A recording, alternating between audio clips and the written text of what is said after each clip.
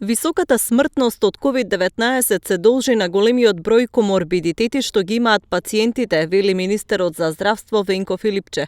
На денешната пресконференција тој рече дека изминатите 3 недели ги следат пациентите кои што се лекуваат во болниците. Според нивните анализи, најчесто се хоспитализираат невакцинирани граѓани.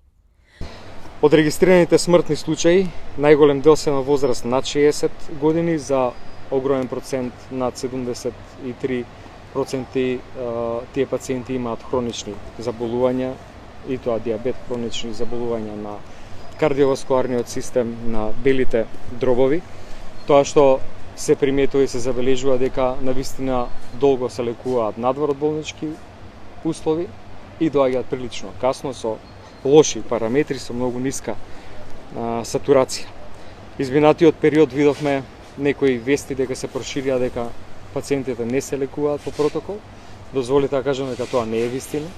Во секоја од болничките установи има соодветен протокол, препорака, терапија, индикација за терапијата. Нема унифициран пристап за лекување за COVID никаде. Секаде има препораки во зависност од тежината на клиничката слика. Нашиот систем на ротации на лекарите, медицинските сестри е да во секој COVID центар има експерт, специјалист, или пулмолог, или интернист во областта на пулмологијата, или инфектолог. Наскоро се очекува и промена на правилата за присуство на настани и влез во ресторани. Експертите за имунизација подготвуваат укинување на дозволениот влез во ресторани и за настани за лица што примале само една доза од вакцината за заштита од COVID-19. Министерот за здравство најави дека оваа мерка ќе почне да се применува по оставањето доволен период за граѓаните да ја комплетираат вакцинацијата.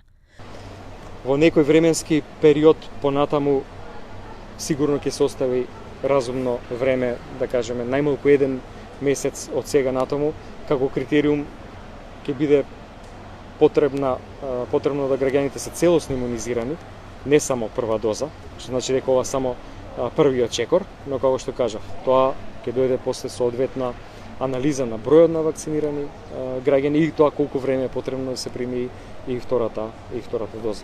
Да резимирам, целта е што поголем број на граѓани што порано да се вакцинираат. Тоа го докажуваат и сегашните бројки хоспитализација на пациенти, смртни случаи и така натаму. Во Струмица веќе трета недела се протестира против мерките за заштита од COVID-19. Протестирачите сметаат дека со нив се прави дискриминација и бараат нивно укинување.